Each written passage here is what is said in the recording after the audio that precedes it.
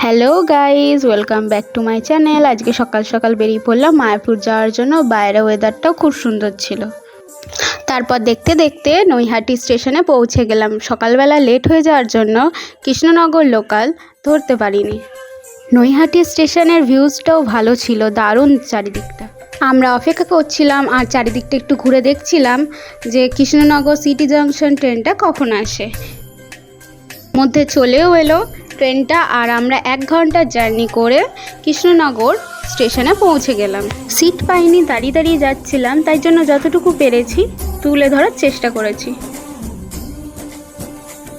Train থেকে নেমে আমরা ঘাটে যাওয়ার উদ্দেশ্যে একটা টোটো ধরে চলতে থাকলাম।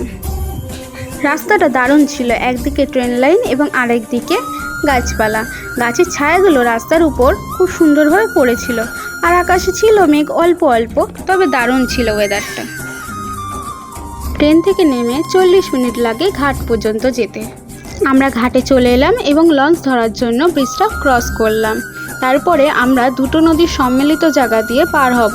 একটা হলো গঙ্গা এবং আরেকটি হলো জলঙ্গি। নদীগুলি পার হতে মাত্র 2 থেকে 3 মিনিট সময় লাগে। তারপরে ওই পারে পরে আমাদের মায়াপুর। নদী পার হওয়ার পর টোটো ধরে আমরা চলে এলাম মাত্র 10 মিনিটে আমাদের মায়াপুর মন্দির এবং চন্দ্রোদয় মন্দির। মন্দিরের আশেপাশে জায়গাতে থাকার ব্যবস্থাও রয়েছে এবং মন্দিরের থেকে প্রসাদ গ্রহণের জায়গা রয়েছে। মন্দিরের ভিতরে টিকিট কাটার সময় আছে সকাল 7টা থেকে বেলা 2টো পর্যন্ত। আমরা গিয়ে টিকিটটা কেটে নিলাম এবং হঠাৎই বৃষ্টি নামলো। তারপর হালকা কিছুক্ষণ বৃষ্টি হওয়ার পর থেমে গেল। তারপরে আমরা এগোতে শুরু করলাম। এখান থেকে প্রবেশ করার আগে ফোন এবং জুতো দুটোই জমা করে দিয়ে যেতে হয়, বা ভিতরেও জায়গা আছে। মন্দিরের গেট বন্ধ হয়ে যাওয়ার কারণে আমরা আগে প্রসাদ গ্রহণের জন্য চলে এলাম। আমি এবং আমার দিদি দুজনেই অপেক্ষা করছিলাম প্রসাদের জন্য। তারপর এক এক করে প্রসাদ দিতে আরম্ভ করে দিলেন। প্রসাদ শেষ করে আমরা একটু বাইরের দিকে গেলাম, যেই দিকে অর্থাৎ গোশালা আছে।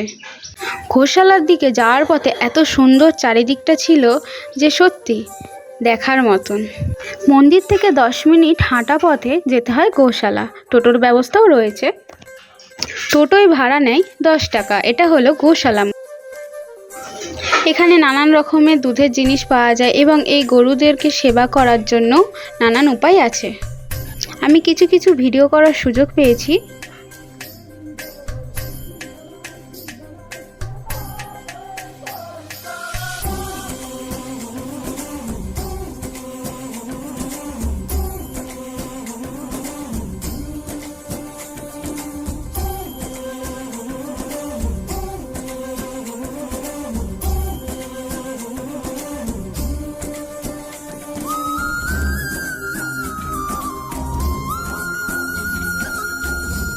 আমরা এখান থেকে ঘুরে আস্তে আস্তে মন্দিরের পথে রওনা দিলাম।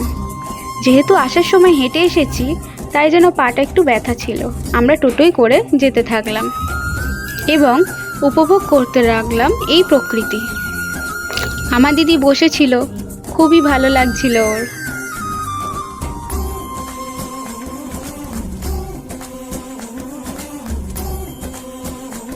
মন্দিরে পৌঁছানোর পর একটু মন্দিরের চারিদিকটা ঘুরে দেখতে লাগলাম।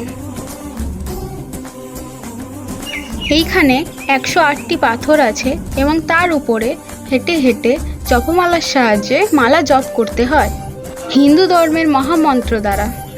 হরে কৃষ্ণ কৃষ্ণ কৃষ্ণ হরে হরে, হরে রাম রাম রাম হরে হরে।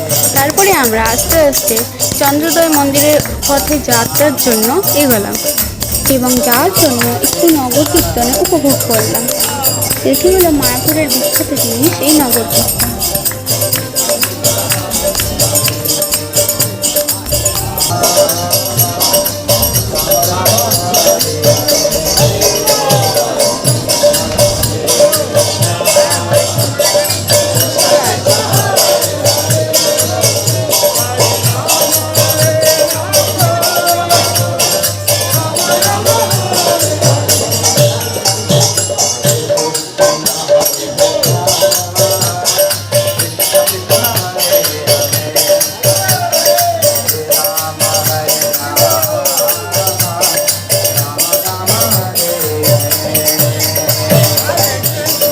মন্দিরে দর্শন করে আবার ফোন জমা দিয়েছিলাম, সেটা নিয়ে আমরা বেরিয়ে পড়লাম আমাদের বাড়ির উদ্দেশ্যে দমদমে।